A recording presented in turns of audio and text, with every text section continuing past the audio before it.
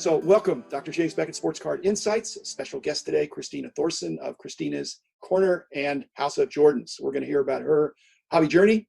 But before, let's thank sponsors, Beckett Media, Beckett Grading, Beckett Authentication, ComC.com, Burbank Sports Cards, Mike Stadium Sports Cards, Heritage Auctions, Huggins & Scott Auctions, as well as Upper Deck, Panini, and Topps. So I want to hear about your journey, Kristina, as a woman in mainly, predominantly a male hobby, but you seem to be thriving. You have your own podcast, and I want to know how that all happened. And my listeners, I'm sure, will too. So welcome to the show, Kristina Thorson, and tell us your story. Well, thank you for having me. It's a pleasure to be here, first off. And all right, let's get into it. My story starts after graduating college in 2016. I went home with my then boyfriend, and well, he's still my boyfriend, but I went home with my boyfriend to his parents' house, and he was cleaning out his childhood room. And we found all these amazing basketball cards, which I thought of as little pieces of artwork and he spent a good 2 weeks organizing hundreds upon hundreds of cards. And I got the itch, I guess you could say. We drove around all over, I think it was 2 states, looking for retail cards and hobby shops, and started ripping. My first hobby box, I hit a Karl Anthony Towns Elite Dominator signature out of 25 the week after he was named Rookie of the Year. That was probably the biggest hit of Don Russ in 15-16. And from that point forward, I was completely hooked and enamored into the hobby. Okay, Kristina, were you hooked because did you immediately flip it, or did you put it in a treasured place? I mean, No, what was your feeling when you pulled this cat special card? I kept it. I was in awe of it. It was a beautiful card. The design, the green border, it was low numbered, which I didn't even really realize that was such a special thing at the time. And then it was a signature. So I kept it. I still have it. The Karl Anthony Towns, did you get it slabbed? Did you get it graded? Or did you? I did. Eventually I got it graded, sent it to BGS and got it graded. Correct answer. Okay. I'm biased. Okay. You have a right to be, I think. Y'all were collecting together. It's not the only way to do it, but I think I won't just say that the couple that collects together stays together, because there can be friction in collecting together as well. But it's kind of fun, I guess, when you're sharing that with your boyfriend. So that's good. And what part of the country are you in? Currently, we are in Los Angeles, but at the time we were in the Midwest. Okay. And so how did you get connected with this? So you didn't have a collecting history before 2016, are you saying? No, I collected comic books as a kid, but was not into sports cards. Okay. So 2016, you're immersed into this, and you've never looked back. But you're of the age that is so social media and digitally savvy. How did you get connected with the House of Jordans and get into the social and digital aspect of collecting? Sure. So I started a Instagram and a card Instagram separate from my personal Instagram. And shortly after, my boyfriend, his cousin, who also lives out in Brian, who is our co-host in House of Jordans, right. And Chris is my boyfriend. So Chris, Brian, and I would spend hours talking at our kitchen table about cards, what the market was doing, cards that we liked, cards that we wanted, cards that we thought were overpriced or underpriced. And eventually Brian and Chris were like, we should do a podcast. And I was kind of like, you know what, have fun, guys. I'm going to sit this one out. I don't think anyone wants to hear from me. So have fun with your podcast. But Chris was adamant that I should have a voice on the podcast and be a voice in the hobby.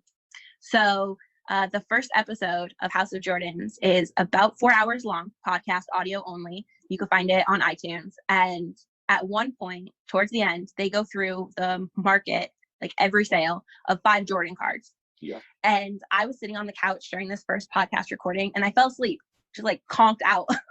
So I was like, they're never gonna, like, I'm done. No more podcasts for me. But people really enjoyed the parts that I was in and I enjoyed recording. So we ended up recording more. We originally came out every about 5 weeks, one episode, since it was so long. And the past couple months with COVID and everything, we switched to once a week and we record, and we now have a YouTube video recording as well. And then it's an ongoing joke that the boys interrupt me during a segment that's called Kristina's Corner on House of Jordans. Yeah. So I told them I was going to free myself from their interruptions and create a spin-off, which I have. And I have about 10 episodes now. And I talk to card artists because that's really my passion in the hobby, the art of cards. And I talk to hobby and industry leaders and hobby stars, I like to say. Cool.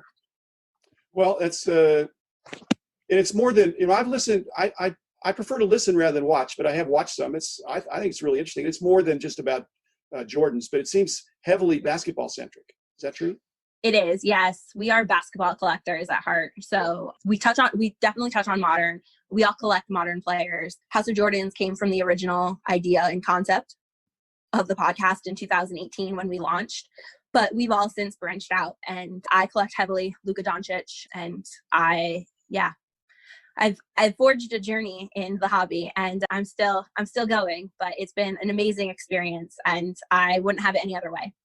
Well, two things happened, that were fortuitous, at least for you and your buddies there, that basically you couldn't have known when you started that there would be a last dance that would probably be a great boon to your show of House of Jordans. And then the COVID-19, which kind of drove people into, I don't know. I mean, basketball was the sport that was really taken off right when that hit. And, I'm a longtime Mavericks season ticket holder, so I've watched a lot of Luka, and he's the real deal. So all that was coming together to where this spring, and the rise in the Michael Jordan cards and other basketball cards, it has to have been exciting for you and your two cohorts to be describing, because when some of the segments I've seen, it's like it's all good news. It's like yes. It's like how many hundreds of % has something gone up. And so that's got to be very gratifying, but it's like what I'm doing. I think a lot of these podcasts out there are really good, and they're pretty non-overlapping, but it's wonderful when we all pretty much have good news to tell about all these different areas of our hobby, of our industry that are hitting on all cylinders. So y'all just still having a blast? Of course. Yeah. The passion is still strong for the hobby, and we're really enjoying all the feedback and support that we've gotten throughout the community. And then, we're living on highs right now, like you said, with the Last Dance documentary coming out and basketball cards doing so well. And having picked such a good, strong, real deal player like Luka to be our secondary PC. House of Luka. Wow. Yeah, we always joke. One day I'm going to just take over and rename the show. Well, of course, you could just spin off, right? Why? That's the beauty of podcasts. I mean, it's kind of free. Just if you've got something to say, that's the first part of it. And then the second part of it, does somebody want to listen? And exactly. One thing I noticed that I wanted to ask you about, I don't know if this is your area, maybe it's your boyfriend's, but there seems to be a fair amount of analytics and numbers in the House of Jordans. Yes, we are all nerds. That was my background, data nerds. Yes. And the cool thing is that it stands up to scrutiny that, these are actual numbers that you're sharing that people can say, I wish I'd have gotten in before, because that was the price and now this is the price. But I don't know if, like, from my background, I certainly appreciate what y'all are doing, because it's like the data are not obvious. It's not like it's instant that you could see something. You have to have some perception, you have to dig, you have to do some research. And if you do that research, it's suggestive that there's still some good deals out there. Oh, definitely. Like I said, we're all nerds. We love math and numbers and figures. Charts to us tell a story. So when you graph out the sales history of a card, you can see all the different points represent more than just the sale. It represents when the NBA was suspended because of COVID-19. It represents a MVP award or a title championship received or won. Numbers tell more than just data. It tells a history, it tells a story. And we all really enjoy and dive deep into it. But the real statistician on our podcast is Chris. Yeah, it seems like that's the case. What I don't know that you put words into Chris's mouth, but basically, I do all the time. All the I time. was wondering. Yeah. I didn't want to say that, but certain relationships can have that dynamic sometimes. But I'm sure it's all in the right spirit. But what do y'all think? I'm doing something different, but I'm obviously in the hobby. I've been in the hobby, it seemed like forever. But are there any things that, again, like I said, I don't think I'm overlapping with what you're doing, but is there something that I should be doing in my podcast that I'm not doing that would add an element that would either be helpful to y'all or add a missing piece? Because, I was there in the thick of it for some of the things that y'all are describing. Do I need to do more historical episodes or more current episodes that are about Luka? I'd love to talk about Luka, but.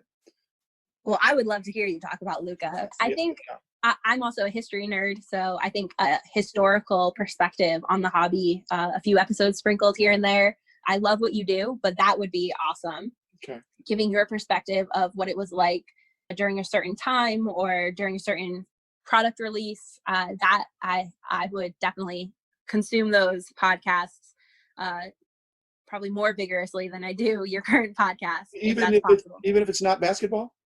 Oh, yes. Yeah. Okay. Even if it's not basketball. If it was baseball, football, even hockey, yeah, I would be all over that. I've gotten a good response from the set review, product review kind of things from even the back in the day, like 84 Donruss baseball, that some of I've done with Rich Klein, who's a great source and, former teammate of mine. But yeah, I could do. Okay, I got a question for you, since you're also a big fan. Who is signing Luka's autographs? There's only one right answer. And there's only one politically correct answer. Okay. No, there's only one right answer to this question. All the drama aside, Luka Doncic signs his own cards and his own signatures. I have an autograph from Luka. I have the RPA National Treasure, and I have an in-person auto. And while one is more rushed, the in-person, than the other, they are the same autograph. So that's my take on that drama. Could you tell more people that's the case? Give more confidence for the integrity of our industry. There's the occasional, story that's a downer, and anytime autograph, integrity is called into question, it's not good. So, but Luka, if he could just keep doing it on the court, and it could be really exciting this summer. And like I said, any podcast that's doing mainly basketball has turned into a year-round sport this year. Because I know, yeah. It's going to be, they'll be playing until it's time for training camp, I think. But pretty much, yeah. So, but still great.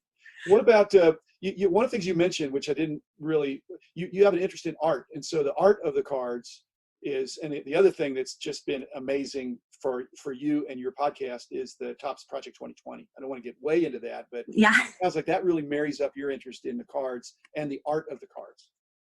Definitely. That's really what helped spin off Kristina's Corner, was a segment I did on Topps 2020 when a lot of people weren't talking about it, and the people who were kind of haters. I know of 2 other podcasts who were talking positively about it, one of which was Sports Card Nation. And I said on the segment on House of Jordans, it would be a dream come true to interview Tyson Beck, Blake Jameson, the likes of the artists that are doing this Project 2020. And Blake Jameson actually reached out to me, and he was like, let's go. Yeah. So he was the inspiration for a spinoff, because we're a podcast that, though we run over on time, we try to keep it all condensed as much as possible. So in order to really give him the platform and the time to talk to the hobby, I needed to have a separate show to talk to him and have that interview. Well, we're out of time, Kristina, but that's a great positive note to end on, because again, that's I encourage my listeners to listen or watch about Kristina's Corner and House of Jordans, and your segments with the artists are going to be something to really look forward to. So thanks, Kristina Thorson. Thanks, listeners. I'll be back again tomorrow with another episode.